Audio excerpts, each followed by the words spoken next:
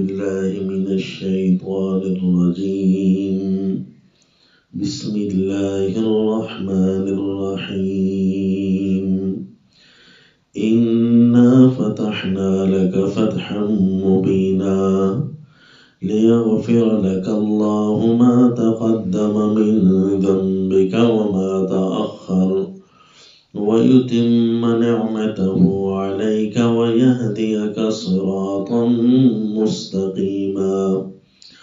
وصلى الله على النبي الكريم۔ سورة الفتح کا تعارف ہے الفتوحات الالہیہ۔ سورہ محمد صلی اللہ علیہ وسلم، اس میں چونکہ مومنوں کی اصلاح بیان کی گئی، لوگوں کی اقسام بیان کر کے، تو اب اس اصلاح کا فائدہ یہ ہوگا کہ وہ زمانے پر راج کریں گے، اللہ ان کے لیے فتوحات کے راستے کھولیں گے۔ اقسام و اہل صلاح کے بعد الفتح المبین للرسول والذین معه من المؤمنین، کہ فتح مبین رسول اللہ صلی اللہ علیہ وسلم اور آپ کے ساتھ رہنے والے جو بھی مومن ہیں، علی اعداء الدین من المشرکین والمنافقین، دشمنان دین کے خلاف فتح ملے گی، من المشرکین والمنافقین۔ وہ اعداء الدین کون ہیں؟ دشمنان اسلام کون ہیں؟ مشرکین ہوں، منافقین ہوں، جو بھی ہوں، فتح مومنوں کو ہی ملے گی جو اہل الصلاح ہیں۔ اس لیے اصلاح جب اللہ کر دے، اس صلاح کو اللہ سے مانگ کر اس پر پکا رہنا، اللہ سے مانگتے رہیں۔ سورہ آل عمران میں ان لوگوں کی ایک دعا گزر چکی ہے جو دین حق کے اوپر اپنی جان تک کو پیش کرنے کے لیے تیار ہو جاتے ہیں، یعنی سچے مجاہدین اسلام۔ ان کی دعا ہے ربنا اغفر لنا ذنوبنا واسرافنا فی امرنا وثبت اقدامنا وانصرنا علی القوم الکافرین۔ لہذا یہ دعا استغفار ہر وقت مانگتے رہنا چاہیے۔ اہل الصلاح کو فتوحات کے راستے ان کے لیے کھلیں گے۔ تو سورہ الفتح کے اندر انہی فتوحات کی طرف اشارہ ہے کہ اصل فتح کہتے کس کو ہیں۔ بظاہر بعض اوقات ہوا کا رخ اور چل رہا ہوتا ہے، بس صرف وہ فتح کی تدبیر بدل رہی ہوتی ہے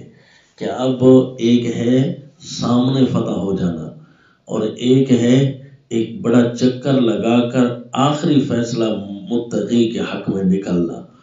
تو وہ بھی فتح ہی کا راستہ ہوتا ہے۔ گو کہ اس چکر کے اندر مومن کو تکلیف نہیں ہوتی۔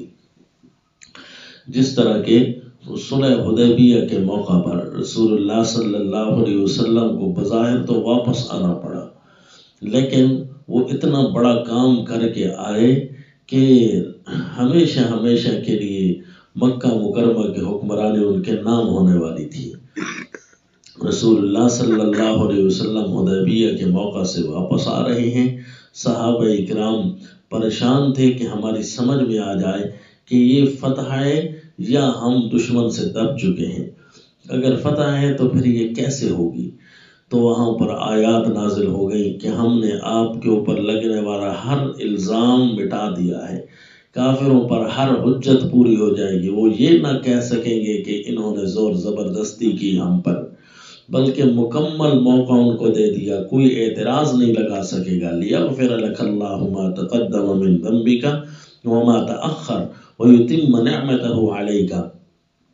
اور یہاں پر اللہ نے آپ پر اپنی نعمت کو پورا کر دیا، ویہدیک صراطا مستقیما، اور صراط مستقیم کی طرف رہنمائی کر دی، وینصرک اللہ نصرا عزیزا، اللہ آپ کی ایسی مدد کرے گا جو غالب مدد ہوگی، یعنی وہ کسی سے مغلوب نہیں ہوگی، کسی کا سہارا وہاں ضرورت نہیں پڑے گی۔ یہ ہے اہل الصلاح لوگوں کے لیے فتوحات، فتح مبین بھی ہوگی، نصر عزیز بھی ہوگی۔ تو اگر دوسری قسم کے لوگ جو سورہ محمد صلی اللہ علیہ وسلم اس میں بیان ہوئے کہ منافقین، ان کا بھی حال اس صورت میں بیان کیا گیا۔ منافقین یہ نہ سمجھیں کہ ہم جو ہے دین کے ساتھ مذاق بنایا ہوا ہے، ہمارے لیے بھی فتح کھلے گی، نہیں۔ وَيُعَذِّبَ الْمُنَافِقِينَ وَالْمُنَافِقَاتِ وَالْمُشْرِكِينَ وَالْمُشْرِكَاتِ الظَّانِّينَ بِاللَّهِ ظَنَّ السَّوْءِ، کہ ان منافقوں اور مشرکوں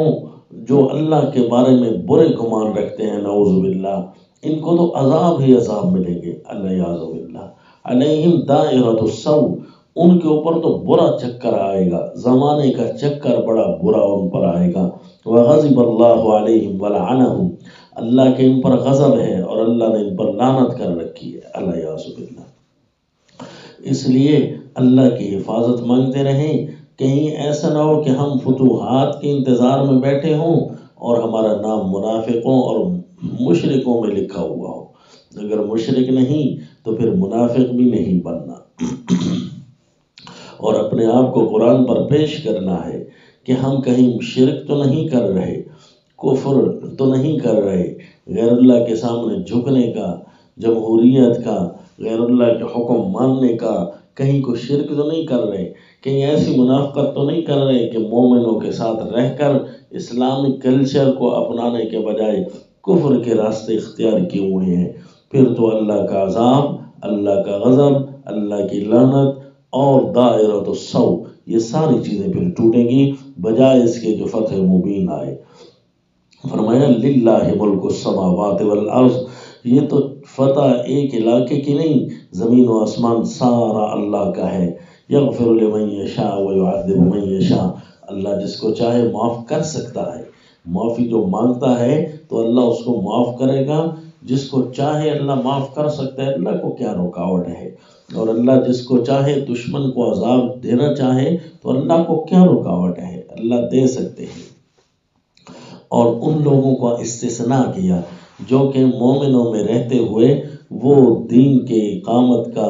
زور نہیں رکھتے، ان کے لیے لیس علی الاعمى حرج ولا علی الاعرج حرج ولا علی المریض حرج، کہ نابینا ہو یا کوئی لنگڑا ہو یا کوئی کسی طرح کا مریض ہو، ان پر کوئی حرج نہیں ہے۔ شرط یہی ہے کہ جتنی طاقت ہے اتنی طاقت میں اطاعت کرنا، بس من یطع اللہ ورسولہ یدخلہ جنات تجری من تحتها الانہار۔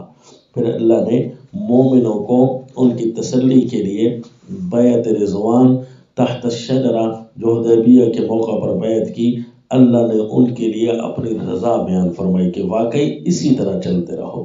جتنی تمہاری طاقت ہے، تمہاری طاقت تھی ہاتھ بڑھانے کی، تم نے ہاتھ بڑھا دیا ہے، اب راہ جہاد اس سال اللہ کروائے، اگلے سال کروائے، کسی موقع پر بھی کروائے، وہ اللہ کریم کا کام ہے، وہ اللہ کریم کریں گے۔ تمہارا جو کام تھا وہ تھا اپنے آپ کو پیش کر دینا، جتنی کسی کی طاقت ہے اطاعت پر اتنا زور لگا دے۔ رسول اللہ صلی اللہ علیہ وسلم فرمایا کرتے تھے، لوگوں عذاب آنے سے پہلے پہلے اعمال کر لو، بادروا بالاعمال ستا، فلاں فلاں 6 چیزیں آنے والی ہیں، بڑے بڑے عذاب آنے والے ہیں، دجال آنے والا ہے، دخان آنے والا ہے، یاجوج ماجوج کھلنے والے ہیں، ان سے پہلے پہلے اطاعت کر لو، اعمال کر لو، سوچتے رہو کون سا عمل کرنے کا ہے، کرتے رہو، اور سوچو بھی قرآن کے ذریعے، جتنا قرآن پڑھتے جائیں گے